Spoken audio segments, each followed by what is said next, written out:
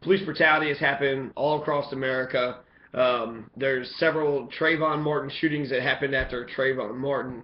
And so actually there was a statistic that says every 28 hours a black man was getting shot or killed. And so I got three of them posted up here. We have, let's see, Renisha McBride, who got shot in the back of the head, a 19-year-old in Detroit, in Dearborn Heights in Michigan, and shot by Theodore Wafer, a 54-year-old, and he's the one that shot Renisha McBride. She got in a car wreck, went to his door to ask for help, and knocked on his door, and he shoots her, because who knows? It's 4 in the morning, and so you could be startled, but he shot her in the back of the head too. So she's walking away, and he shoots her. And so that's a Trayvon Martin issue that happened. You also have Jonathan A. Ferrell in North Carolina, Charlotte, North Carolina, September 15th, 2013. Renisha McBride was November 2nd, 2013. So that was last month, and then the month before then, you had Jonathan A. Ferrell. Officer Randall Kerrick, he's a rookie cop, only been on 2 years on the force, and the lawyers say he was justified in the shooting of an unarmed man. They shot him 10 times. So Jonathan A. Ferrell is a Florida A&M University football player, and he was murdered, an unarmed, peaceful person, shot 10 times. And what had happened with Jonathan A. Ferrell, he gets into a car wreck, and there's something different than Renisha McBride. He wasn't under any influence. He has nothing was found in his system. So he had just gotten into a bad car accident where he had to slip out the back of the window, and he was knocked on the door that he came to, and it was a white woman that had answered, and she was so scared she calls the police. Police comes, and they see the man that they had described, and he's walking towards them. They don't ask questions, they don't give a shit, and they just start shooting. And they said he was advancing towards them. Well, just advancing, just someone walking towards you, that's not enough of a justification to just murder somebody, right? You can halt to tell them to stop, or what's your business, start asking questions. They didn't ask questions, they just started shooting, and then he's dead. So, they murdered the guy. They murdered him in cold blood. And that's Charlotte, North Carolina, but it's not just happened in the Confederate States, but it's also happened in Detroit, right? And then you have 17-year-old, again, this is in Florida, in Jacksonville, Florida, 17-year-old Jordan Davis. He was shot by 46-year-old Michael Dunn. And this is just straight up fucking murder. This is November 2012, so this is last year. Now, what happened, they've been drinking. The man who had shot Michael Dunn has been drinking. He's drunk, and he's at a gas station, and his girlfriend goes in the convenience store, and by the time she comes back, he's got a gun. He puts it into the glove compartment, and he says that he was scared, and he thought that he was about to get shot, and he never mentioned that he actually murdered somebody. And then they go to the hotel. And the reason why Michael Dunn had shot them, he shot into the SUV regarding an argument over loud music, over hip-hop music. He said it was thug music. I don't like that thug music. And he told his girlfriend that right before he goes in there. So he shoots 17-year-old Jordan Davis. He shot into his SUV because of the music he was playing. So Michael Dunn straight up murdered Jordan Davis. So those are three Trayvon Martin-ish type cases where just white man just murders black person for no real apparent reason. There's no justifiable reason, and these people ended their lives, okay? So, these death stories, when the police kill them, they get national coverage, because of the gruesome nature of the entire event, but it also kind of indicates that there's more bullshit that's been going on. These cops aren't making the situation better, they're escalating the violence and they're making it worse. When they, Randall Kerrick, a fucking rookie cop, he's 27 years old, he murders Jonathan Ferrell, who's 24 years old, a football player at Florida A&M University. He shoots him 10 times. Didn't ask him who he was or what was going on. He didn't, have a gun. He didn't have any type of, it was just a black man was walking towards them, and it had, came from a 911 call of a white woman that was terrified. Now, if you go back during the days of lynching, 1/3 of all the cases of black men getting lynched was because of a white woman alleging rape. And it comes to find out, Ida B. Wells did a survey of all these cases, of all these lynching, and it turns out that the black man not only did not rape the white woman, but it was a consensual, as consensual as, a hierarchical relationship could be. They have, as a slave relationship, there's masters and slaves, so she has in a position of authority, right? So if anything, she was probably raping him, giving the black man sexual assault, and then when her daddy found out or the community found out about it, she lies about it and says that she was raped, and then the black man gets lynched. So this has lots of remnants of that, because you have Jonathan Ferrell, who just needs some help. He knocks on the door, and it's, you know, late at night, 1 or 2 or so, and he knocks on the door, and it's a white woman who's just totally scared for her life. Now, if you answer the door, I mean, I don't know if she's looking through the peephole, if she just opens the door and sees black man and gets, you know, totally spooked. But the black man and Renisha McBride, they're not breaking into the house. They're not pushing the door open. They're not yelling at the people that's inside the house, do this or do that. All they did was just knock on the door. And knocked on the door. She slams the door immediately, calls the cops, and he's, you know, not at the house anymore. He's down the street.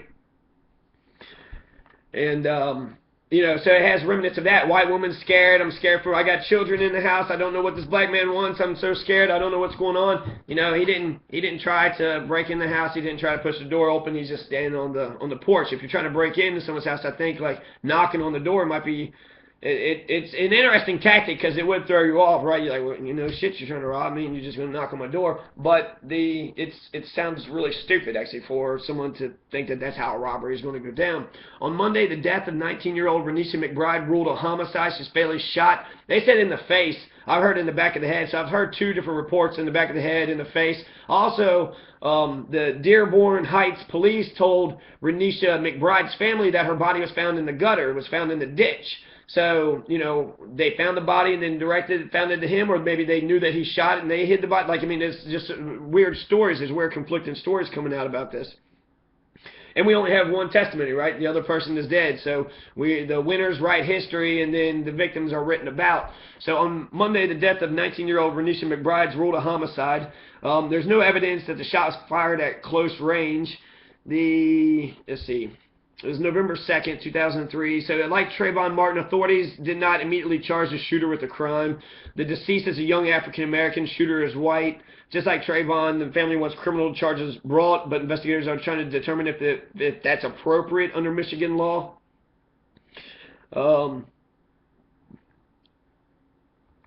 They say any other comparisons are premature. So they said the claims of Miss McBride's family that she was shot in the back are not borne out of Monday's autopsy report. So the autopsy says that she was shot in the face and not in the back of the head. For another, the timeline of events is less clear than in the shooting of Trayvon in Stanford, Florida, February 2012. Florida prosecutors had a wealth of forensic evidence, including cell phones or phone calls from both parties and physical wounds sustained by Mr. Zimmerman. So it's about perception. They're just comparing it and say how it is like Trayvon, how it is not like Trayvon. So there's very similar elements into the story. Michael Dunn and Jordan Davis, and they said here's another Trayvon Martin shooting in Florida that had happened, and that was in Jacksonville. So Michael Dunn is this, you know, blue-eyed, white-skinned, racist piece of shit, hates thug music, wants to, you know, show off in front of his girlfriend. He's drunk, and while she's inside, he shot Jordan Davis dead. Then he shot Jordan Davis dead inside of his SUV while he was playing music, and that was the reason. He was listening to rap music, and he doesn't like that type of thug music, and so therefore he murdered him. It says he's murdered by a Caucasian carrying a concealed permit holder. Jordan Davis isn't getting the attention that Trayvon Martin has. The story begins last November. Jordan Davis, 17-year-old Jacksonville resident, shot dead by Michael Dunn, shot repeatedly into the SUV Davis was riding after arguing about the volume of hip-hop music that was being played. According to Dunn's girlfriend, Rhonda Ruhr, Dunn had 3 rum and cokes at a wedding reception. On the drive back to the hotel they were residing at, they made a pit stop at the convenience store where the shooting occurred. At the gate station, Rauer told Dunn he hated thug music. Rauer then went inside the building to make purchase. Heard several gunshots while she was in the building. Upon returning, seeing Dunn put his gun back in the glove compartment. Ruhr asked why he had shot at the car playing music. Dunn claimed he feared for his life. They threatened to kill me. The couple drove back to the hotel, and they claimed they didn't realize anybody died until the story appeared on the news the next day. So he points the gun into the SUV and pretends like he didn't shoot him. He goes and hangs out at the hotel with his girlfriend. You have Michael Dunn, he should be done and over with. He should be put into jail. Michael Dunn is being charged with first-degree murder as well as 3 counts of attempted murder. Raul described none as easygoing but passionate about politics. The latest news on the case concerns the decision of Circuit Judge Mallory Cooper removing herself. So all these people are removing themselves. Eventually, you have Russell Healy is the 3rd judge to be appointed. Without solid evidence from both sides and one surveillance video that only shows the story from the inside of the convenience store, it's more or less the same story all over again. Zimmerman case, African-American teenager shot dead by Caucasian armed with a firearm in Florida. Both cases, tragic dispute that perhaps could have been avoided, yet Jacksonville trial of Michael Dunn and Jordan Davis is not receiving the same amount of media attention and criticism as the Zimmerman case. So why? Do the airways, newspapers, and Twitter feeds have enough room for the prominence of one type of vaguely race-charged crime?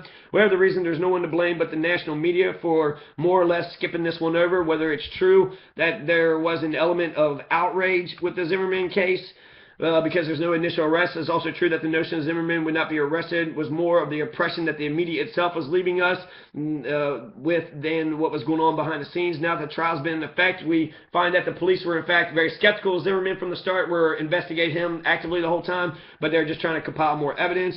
It's due to the legal ambiguity since Zimmerman seemed to know the right things to say. Being close friends with police officers who had undoubtedly advised him on what to say if he was in a situation to delay an arrest is probably the reason for the difference in treatment by the media, but nevertheless the media seems to sense more traction with the Zimmerman Trayvon Martin case and overlook this important story from local reporters. Charlotte, North Carolina, let's go talk a little bit more about Jonathan Ferrell, unarmed man who may have been looking for help after a vehicle wreck was shot, killed by a police officer Saturday. He ran towards him. The officers charged with voluntary manslaughter. Officer Randall Kerrick, in a statement issued by police, said officers responded to a break-in entering on the city's east side around 2:30 in the morning. They knocked on the door of the residence. A homeowner opened the door, thought it was her husband. It wasn't. Closed the door, called 911. When they arrived, they found Jonathan A. Ferrell, 24, short distance from the home. He matched the description by the homeowner. The statement said the officers approached Ferrell to investigate the original call. So the officers are approaching Ferrell, right? And then they say Ferrell ran to the officers, which actually makes no fucking sense, right? They're approaching him and he's running towards them. No, he wasn't. He was approaching them. He was walking towards them too. They hit him with the taser, and they say he continued to run towards the police, which makes no fucking sense. You're wrecked. You need some assistance. You need some help, and he's going to chase after the fucking police and get on the scene. That makes no sense whatsoever. The officer Randall Kerrick fired his weapon and he hit Ferrell 10 times, murdered him 10 times, unarmed man. Investigators think that it was a wrecked car was his, and that's why he was there. The Charlotte Mecklenburg Police Chief Rodney Monroe said the accident was serious and Ferrell would have been forced to climb out of the back window of the vehicle. He apparently walked to the nearest house and banged on the door. I don't believe threats were made, so there's no threats. And they said, well, with Kerrick, he's shook up, he's devastated, which is a better response than just saying, oh, it's unfortunate that happened. It's not unfortunate. Unfortunate is like just a string of bad luck. A string of bad luck, it would just be like, I don't know, bad luck. So you go and I don't know.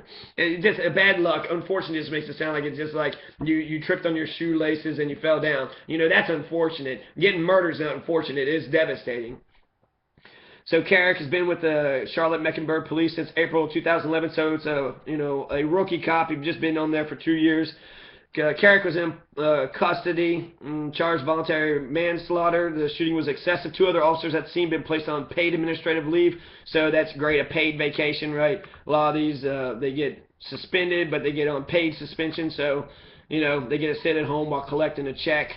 And that's all of them. That's all the it's 3 Trayvon Martin stories that have happened, and they do make a good sense. How come the media isn't paying attention to this? We're talking about Duck Dynasty, right? Some fucking guy on some fucking TV shows talking some shit. We're talking about Megyn Kelly. She said Santa was white. So we were talking about like all these cultural issues, but when it comes to murder, rape, assault, the war, and then the spying, these types of government intrusions into privacy, the Bill of Rights being shredded, none of these stories are being mentioned, and they're not being promoted as much as the Zimmerman case was. It's almost like they're burned out of it. They don't want to, do it anymore. But, 17-year-old Jordan Davis got murdered just for playing loud music. You had Jonathan A. Ferrell just... they're all murdered just for being black. Jonathan A. Ferrell knocked on the door, wound up getting shot. Big black man, right? These white cops are believing the white woman. You see, hearing her fear and stuff, and wanting to protect her and protect white womanhood. That was sort of what the white supremacists did back in the days of lynching. That's September 2013, November 2nd, 2013. Jordan Davis got killed November of last year, 2012. So, you know, then this one is in Florida, one's in Detroit, and one's in North Carolina. So you have a whole range, you know, from all the way from the north, all on the eastern side, but, you know, Detroit, Michigan, North Carolina, and Florida. So Florida, again, you know, Florida, this is where the stand your ground thing had originated, and Michael Dunn, just a drunk fucking asshole, murders a motherfucker for loud music, and then that's it. 17-year-old Jordan Davis died just because he liked to listen to rap music, and that's ridiculous. Nobody, that's not a crime. Nobody should have to die for that. And it's just a fucking hothead. All these cases are just some hothead just pulling the trigger. Well, I'm thinking that pulling the trigger is going to solve the solutions, and that's what we see a lot of times. Shoot first, ask questions later, and it ain't right.